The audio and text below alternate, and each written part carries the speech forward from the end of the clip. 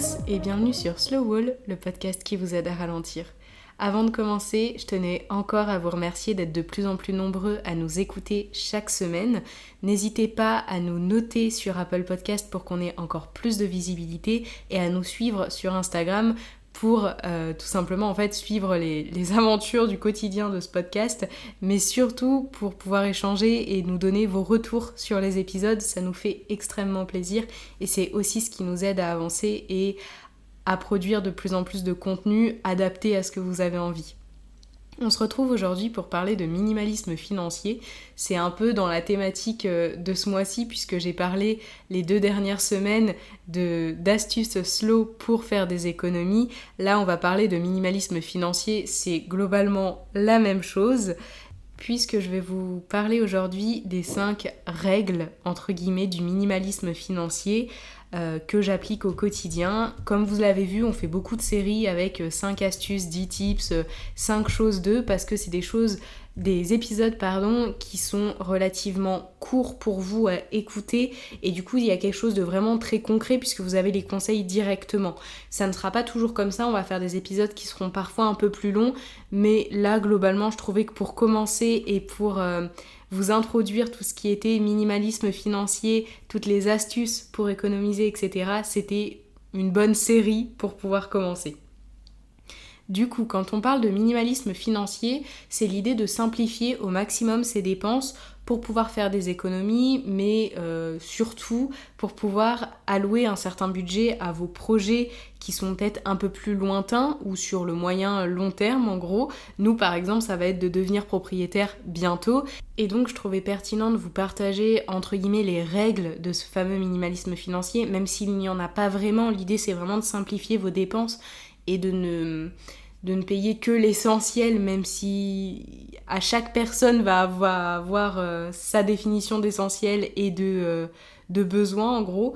Donc je vous donne ici vraiment ce qu'on a appliqué au quotidien, ce qu'on applique au quotidien, et puis on en reparlera un peu plus longuement, notamment soit dans des vidéos, soit sur le blog, dans un article beaucoup plus détaillé, puisque ça ne mérite pas juste un épisode de 5 commandements. Le premier, ça va être: on ne dépense que l'argent que l'on a en notre possession. Quand je parle de ça, je parle notamment du fait d'acheter en 4 fois sans frais parce que vous n'avez pas la somme. Je parle du fait, d'acheter à crédit quelque chose ou alors d'emprunter pour acheter quelque chose.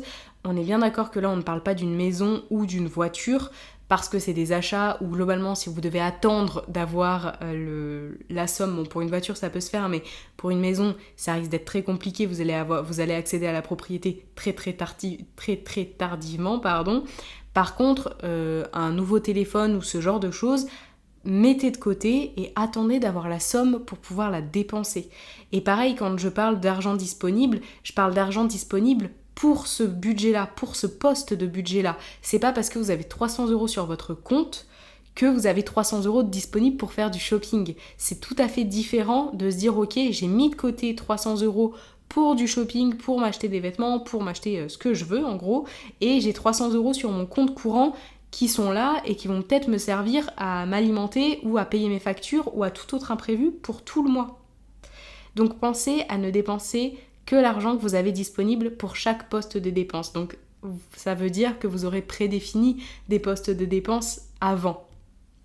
Le deuxième conseil, ça va être d'essayer de trouver une alternative gratuite à vos loisirs ou à vos passe-temps en gros, ou moins cher.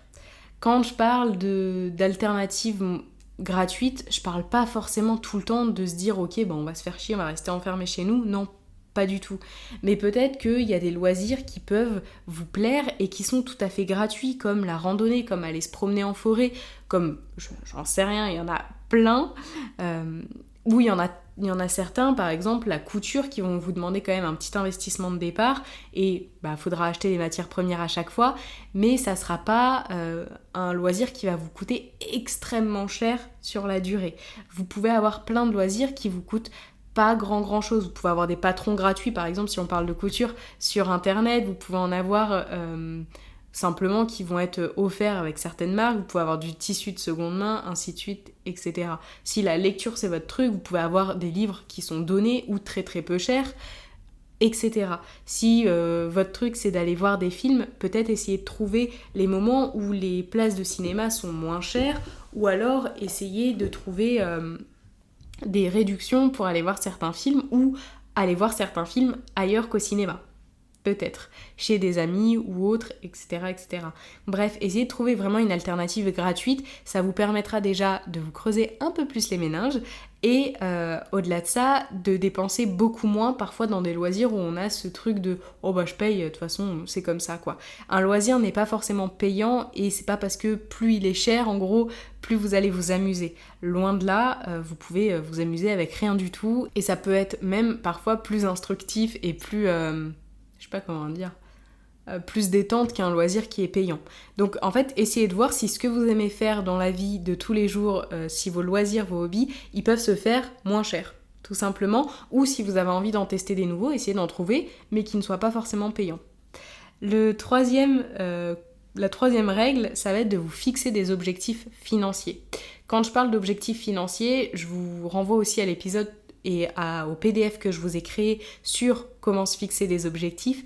Les objectifs financiers, il va falloir qu'ils soient totalement réalistes avec vos revenus et votre catégorie socio-professionnelle, etc.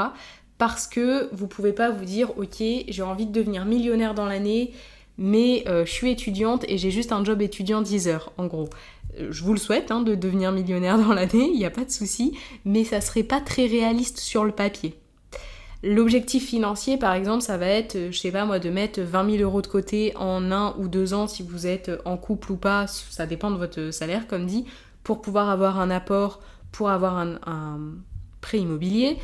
Ça peut être de mettre de côté pour pouvoir partir en vacances, ça peut être de mettre de côté pour s'acheter une nouvelle télé ou un nouveau téléphone, ça peut être de se dire, ok, chaque mois, je mets tant de côté pour pour mes loisirs ou à contrario pour rembourser une dette que j'ai et pour pouvoir rembourser ma dette le plus rapidement possible ou pour me constituer un fonds de secours, etc.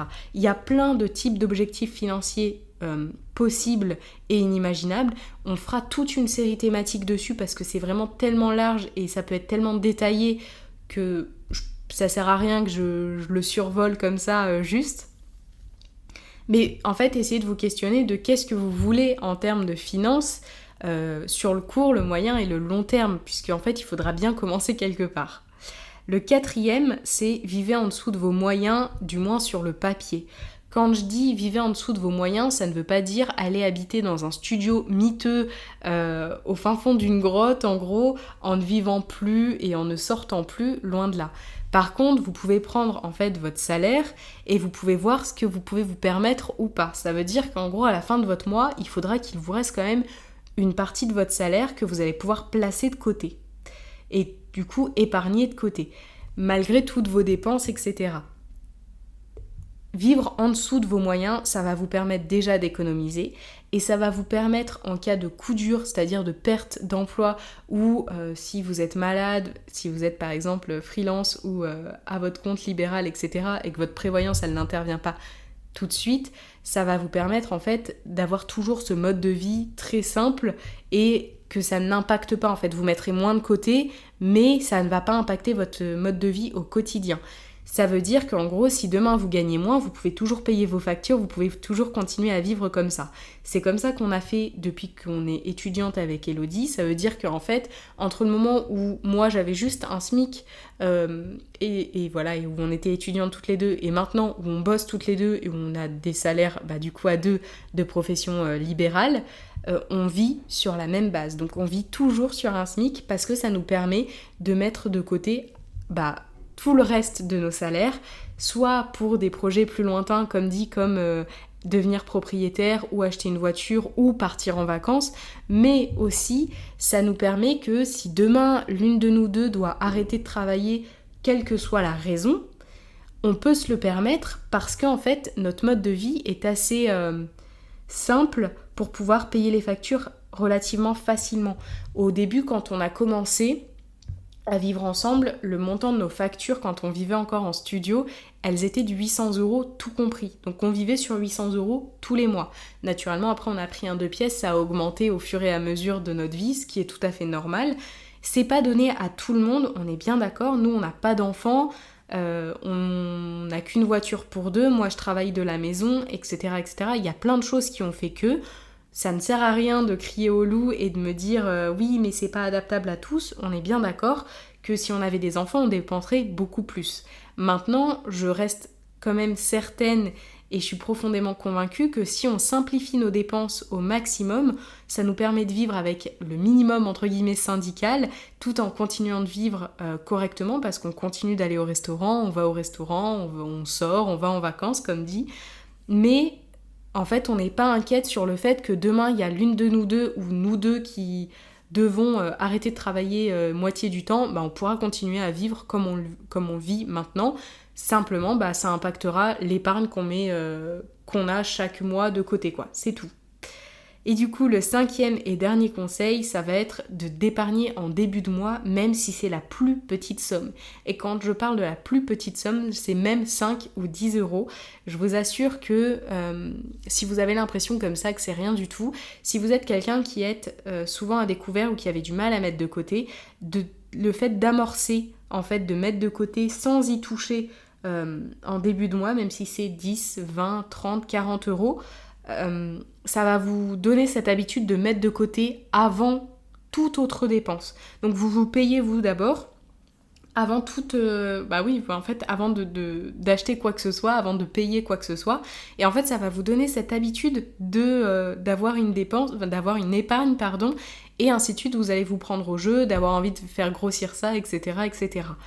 Même les mois où on a du mal à épargner, parce qu'il y en a, quand vous êtes à Noël, etc., parfois il y a des mois qu'on a mal préparés et du coup on épargne beaucoup moins, ou du moins on épargnait beaucoup moins quand j'étais seule à travailler, et tout simplement on épargne, mais on épargne des toutes petites sommes. Parce que ça nous permet de nous dire, ok, là, je n'ai pas rien épargné du tout et je n'ai pas rien du tout de côté. Et l'impact psychologique n'est pas du tout le même et du coup, vous prenez pas du tout les choses de la même manière. Je vais vous les récapituler comme d'habitude. Le premier, on dépense uniquement l'argent que l'on a de disponible pour le poste de dépenses prédéfini. On trouve des alternatives gratuites ou moins chères à des loisirs que l'on a ou que l'on a envie de tester. On se fixe des objectifs financiers. On vit en dessous de nos moyens. Et on épargne en début de mois, même la plus petite somme possible. J'espère que ces espèces de règles, de commandements du minimalisme financier vous auront donné envie d'en savoir plus, parce que je trouve que ça reste un sujet qui est relativement passionnant au quotidien, ça peut vraiment aider pas mal de personnes. Je vous souhaite à tous une très belle semaine, prenez bien soin de vous-même et surtout, pensez à ralentir.